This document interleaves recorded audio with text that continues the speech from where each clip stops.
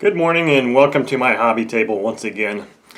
Today we're going to take another stroll through the past, looking through some brochures and maybe some old catalogs that I've come across. Now, there was about 2 weeks ago or so, I purchased a Facebook Marketplace estate deal, which was a pretty extensive package of RC items, many of which I took to the West Bend swap meet and have subsequently sold. Some I haven't even shown yet, but sometimes some of the best gems are the ones that aren't even advertised. And this modeler, whose estate I bought out, was a very meticulous man. I mean, incredibly meticulous. He would keep notes. He had binders with notes and all sorts of brochures in it. And that's part of what I'm going to share with you today in 4K video. So what I was just doing was I was going through some of these binders, and there's just so much information in there. I'm trying to break it down into something that I can put into a single video or single videos, and it's really difficult to do that because there's just so much. So what I'm going to be showing you today is one set of documentation and old catalogs. It almost looks like some of these things came from shows like the Toledo show or something like that, because it's just stuff that you wouldn't normally get in the mail or anything like that.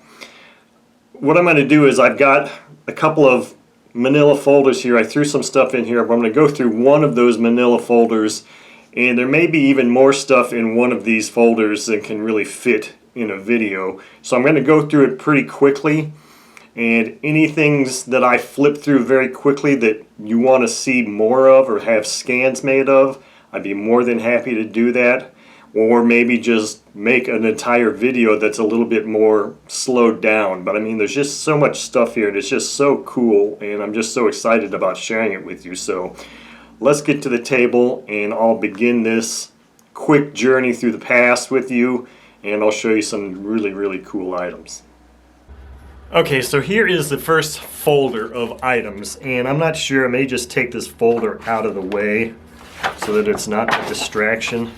And maybe I'm just going to do this one at a time real quick here. So here's just a little Hobby Shack catalog. It's not a little, it's a nice one. And I was looking on the back and it says savings good through February 2000.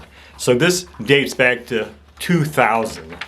And I'm just going to quickly flip through some of this because some of this is really pertinent. This is a really cool little catalog.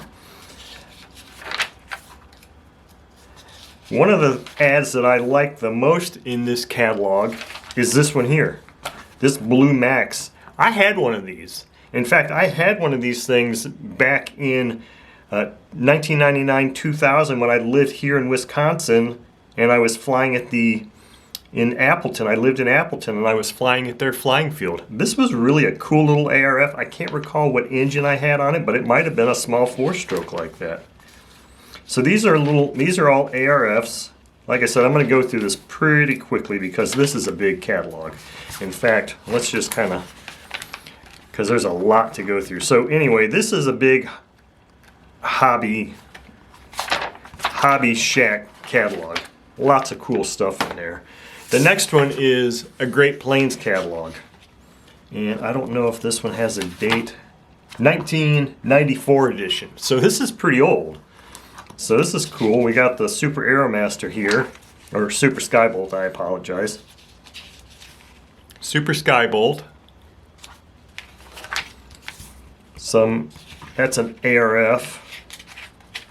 I think the F-15, no, it looks like it might have been a kit. See, I was never into these things that look like jets that use props.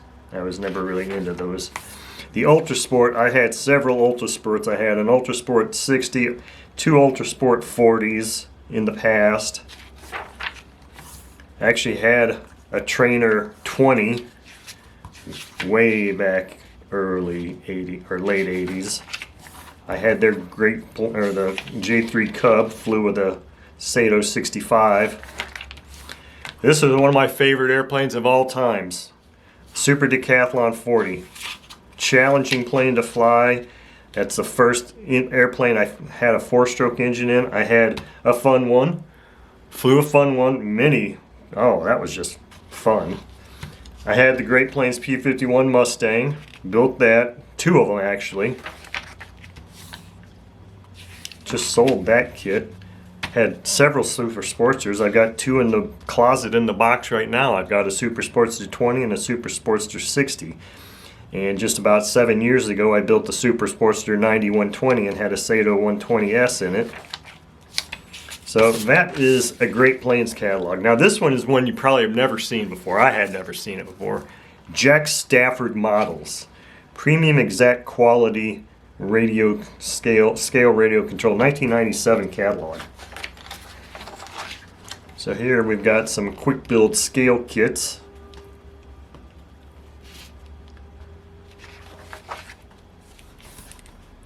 I always remember seeing the ads of the bird dog in RC Modeler magazine. I've never seen the B-24 Liberator. Comanche, twin Comanche, and then the rear one Speedster.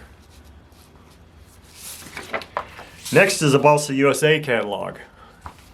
Another really nice one. This one is actually Marionette, Wisconsin. That's actually just not too far north of me. 1997 catalog. Stearman PT-17.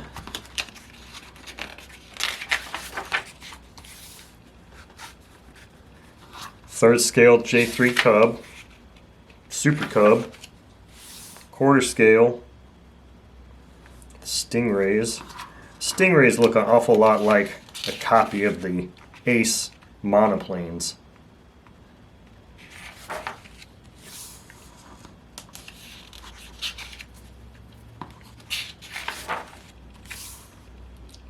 There's the Phaetons and the EAA Bipe.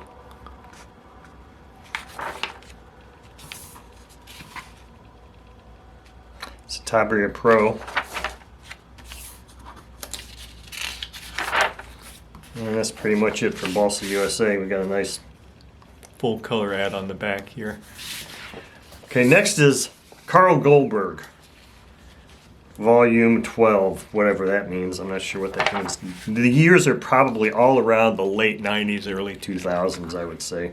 The Eagle 2, the Falcon 3.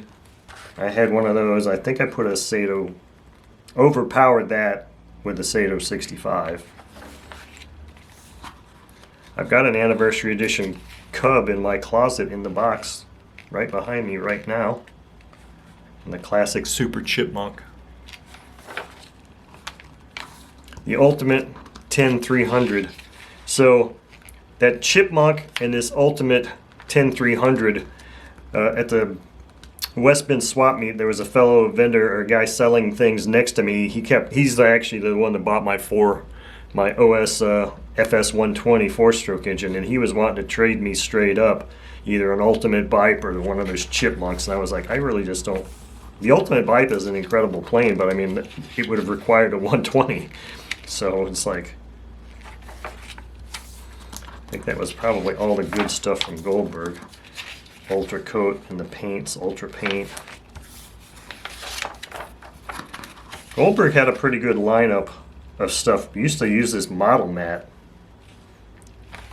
quite a bit. Lightweight balsa filler. Okay, the final one for this magazine, or for this video, is a Fox catalog. Catalog number 40. I'm not sure what that means either, but here we're talking about glow plugs. Whole little article about glow plug problems. Some engines, and check out this. This is kind of appropriate. The Fox Eagle 460. And they also talk about the 74 size. So this is the engine I just made a few videos about, and I'm just completely in love with. And then some fellow from Brazil thinks I'm just going to write a comment in that video thinking I'm just going to go and send him my Fox 74 for some beat up motor he's got. That was hilarious. B-frame motors. The C-frame motors. I don't know why they use the word motor when they're engines.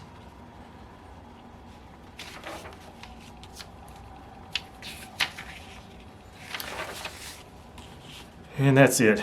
That's it for the Fox catalog. So, hope you enjoyed this walkthrough time on some of these brochures. And like I said, if you see anything there you want, again, just let me know. Okay, I know that was a really quick flip through, but I mean, that was just really super cool. And there is a lot of really interesting stuff yet to come. And I've only picked out a couple of little manila folders worth. There's a lot more in there in these binders that this fellow got. He took out ads and articles, and it kind of just catalogs exactly his thought process and the types of products or planes that he was wanting to build and stuff. It's really, really interesting. So like I said, if you want to see any of those things that I just presented, a little bit more detail, or if you'd like a scan of any of them, just let me know and I'd be more than happy to do that for you. If you want a scan, obviously you have to reach out to me via email. It's the only way I can get a scan to you. So anyway, thank you all for watching.